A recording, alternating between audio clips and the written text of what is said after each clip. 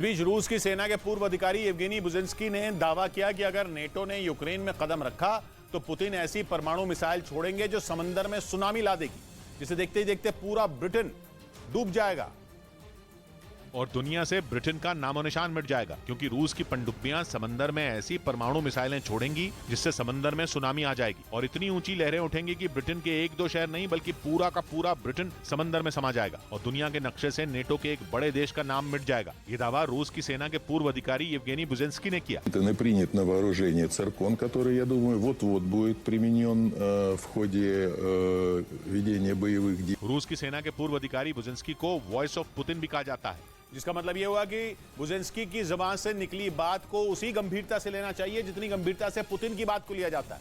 यही वजह रही कि उन्होंने अपने इंटरव्यू में नेटो को खुल्लम खुल्ला चेतावनी दी और डंके की चोट पर बोल दिया कि अगर नेटो यूक्रेन में घुसा तो उसकी भरपाई ब्रिटेन को करनी होगी, वो भी अपना अस्तित्व खत्म करके, क्योंकि इस बार रूस अपनी पोसाइडन मिसाइलों का इस्तेमाल करने वाला है। ये मिसाइलें पानी के अंदर जाते ही इतनी खतरनाक हो जाती हैं कि दुश्मन का बचना मुश्किल हो जाए। बुजिंस्की ने इसी वजह से अपने इंटरव्यू में एक बार नहीं बल्कि बार बार सुनामी शब्द का इस्तेमाल किया, क्योंकि उनका कहना है कि पोसाइडन मिसाइलों से समंदर में सुनामी आ सकती है। उन्होंने नेटो को चेतावनी दी कि यूक्रेन में नेटो की सेना के कदम पड़ते ही रूस की परमाणु पनडुब्बियां सक्रिय हो जाएंगी और समंदर के अंदर ब्रिटेन के नजदीक पहुंच जाएंगी, जहां पनडुब्बी से पानी के अंदर पोसाइडन मिसाइल दागी जाएगी। इन मिसाइलों में 100 मेगाटन विस्फोटक होता है और मिसाइल के फटते ही ये विस्फोटक समंदर में हलचल पैदा कर देगा और सुनामी आ जाएगी, जिसकी वजह से समंदर में 1000 फीट ऊंची लहरें उठेंगी और पूरे के पूरे ब्रिटेन को डुबो देंगी और नेटो को यूक्रेन में कदम रखने की सबसे बड़ी सजा मिल जाएगी। रूस की सेना के इस पूर्व अधिकारी ने बड़ी ही बारीकी से रूस के इस खतरनाक हथियार का ब्यौरा दिया। यही नहीं, उन्होंने सरमात मिसाइलों से भी नेटो को डराया और बयान दिया कि अकेले सरमात ही नेटो का दिमाग ठिकाने लगाने के लिए काफी है, क्योंकि ये रूस की सबसे बड़ी परमाणु मिसाइल है और अकेले ब्रिटेन को बर्बाद करने का दम रखती है। यानी रूस ने तय कर लिया है कि वो सीधा अमेरिका पर हमला नहीं करेगा बल्कि उसके दाहिने हाथ को काटेगा, यानी ब्रिटेन को सबक सिखाएगा, क्योंकि ब्रिटेन वो देश है जो यूक्रेन जंग के बाद अमेरिका की राह को आसान करने के लिए रूस को परेशान कर रहा है। क्योंकि कभी खबर आई कि ब्रिटेन का जासूसी विमान रूस पहुंचा था, तो कभी खबर आई कि ब्रिटेन ने कर्च ब्रिज उड़ाने में यूक्रेन की मदद की थी। इधर एससीओ देशों के रक्षा मंत्रियों की बैठक के लिए भारत ने पाकिस्तान के रक्षा मंत्री को भी न्योता भेज दिया। भारत में एससीओ देशों के रक्षा मंत्रियों की बैठक इस साल अप्रैल में होनी है, जिसके लिए बाकी सदस्य देशों समेत पाकिस्तान के रक्षा मंत्री ख्वाजा आसिफ को भी न्योता भेजा गया। पाकिस्तानी मीडिया के हवाले से खबर है कि ख्वाजा आसिफ ने भारत का न्योता स्वीकार किया। एससीओ यानी शंघाई कोऑपरेशन ऑर्गेनाइजेशन 8 देशों का संगठन है, जिसमें भारत के अलावा चीन और रूस जैसे बड़े देश भी शामिल हैं।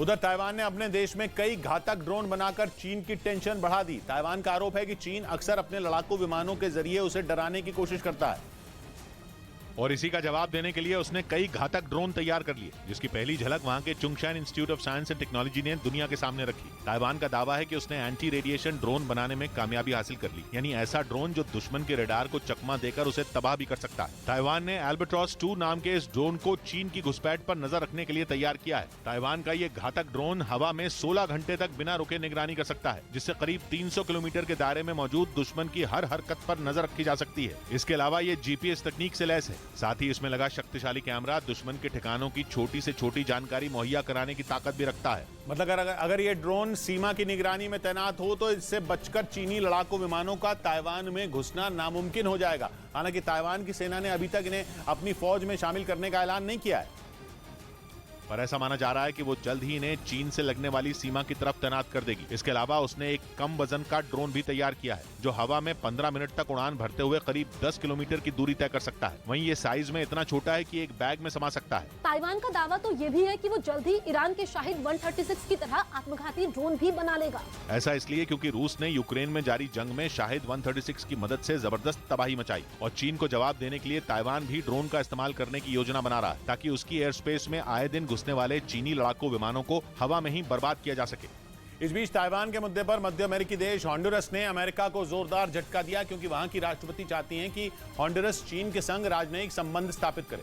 यह दावा अल जजीरा की रिपोर्ट में किया गया और दावा किया कि मध्य अमेरिकी देश होंडुरस की राष्ट्रपति चीन के संग रिश्ते बेहतर करना चाहती हैं, जिसके लिए उन्होंने एक ट्वीट में लिखा कि होंडुरस के विदेश मंत्री चीन से बातचीत शुरू करने वाले हैं। हालांकि होंडुरस ने कहीं भी ताइवान का नाम नहीं लिया, लेकिन अगर उसके और चीन के बीच राजनयिक संबंध बने तो ताइवान से उसका रिश्ता अपने आप टूट जाएगा और ऐसा चीन की वन चाइना पॉलिसी की वजह से होगा। क्योंकि वो ताइवान को अपना हिस्सा मानता है और अमेरिका से इसी बात पर लड़ रहा है और इस लड़ाई में इस बार उसने बाजी भी मार ली, क्योंकि मध्य अमेरिकी देश हॉन्डुरस उसके पाले में आ सकता है।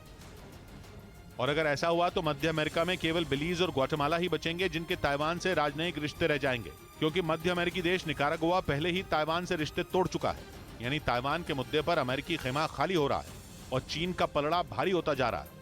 इधर पाकिस्तान का लाहौर दुनिया का सबसे प्रदूषित शहर बन गया, जबकि एक साल पहले वो प्रदूषण की इस लिस्ट में 10वें नंबर पर था।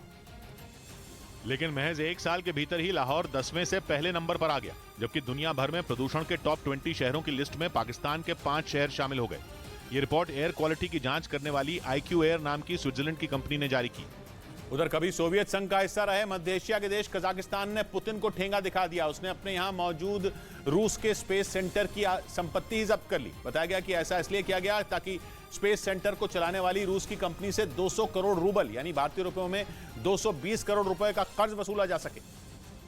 और तो और कजाकिस्तान ने रूस की कंपनी के CEO के अपने यहां से निकलने पर भी रोक लगा दी। रूस ने 1994 में कजाकिस्तान से ये बाइकोनूर स्पेस कॉम्प्लेक्स लीज पर लिया था। वो दुनिया का पहला और सबसे बड़ा स्पेस सेंटर है। उसी स्पेस पोर्ट से 1961 में पहली बार कोई इंसान स्पेस में पहुंचा था और वो इंसान यूरी गागरिन थे। लेकिन उसी स्पेस सेंटर की संपत्ति को कजाकिस्तान ने जब्त कर लिया। वो इसलिए क्योंकि उसे चलाने वाली रूस की स्पेस कंपनी रूस और कजाकिस्तान के एक ज्वाइंट वेंचर से लिया लोन नहीं लौटा पाई।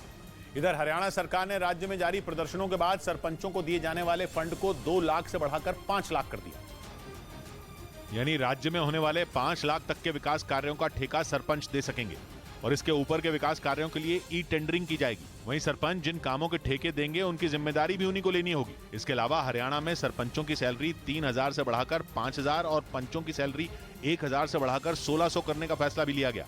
उधर नेटो के सदस्य देश स्लोवाकिया ने अपने देश में इटली के एयर डिफेंस सिस्टम लगाने का ऐलान कर दिया। इसका मतलब यह कि वो अपने देश में लगे अमेरिका के एयर डिफेंस सिस्टम पेट्रियट को हटा देगा और उसकी जगह इटली में बने मांबा एयर डिफेंस सिस्टम का इस्तेमाल करेगा। स्लोवाकिया के रक्षा मंत्रालय ने ऐलान किया कि इसके लिए करीब 150 सैनिकों की तैनाती की जाएगी, जिनके जरिए नेटो अपने सदस्य देश स्लोवाकिया के आसमान की रक्षा करेगा। इससे पहले वहां अमेरिका का शक्तिशाली एयर डिफेंस सिस्टम पैट्रियट तैनात था, जिसे अमेरिका रूस के S-400 के टक्कर का एयर डिफेंस सिस्टम मानता है। यही वजह है कि जंग की शुरुआत से ही जेलेंस्की भी अमेरिका से पेट्रियट की लगातार मांग कर रहे थे। लेकिन यूक्रेन के पड़ोसी देश स्लोवाकिया ने पेट्रियट की जगह इटली के मांबा एयर डिफेंस सिस्टम की तैनाती का ऐलान कर दिया। ऐसा इसलिए क्योंकि उसे डर सता रहा है कि नेटो का सदस्य होने की वजह से कहीं वो पुतिन का अगला टारगेट न बन जाए। इसलिए स्लोवाकिया अपनी सुरक्षा में कोई कसर नहीं छोड़ना चाहता।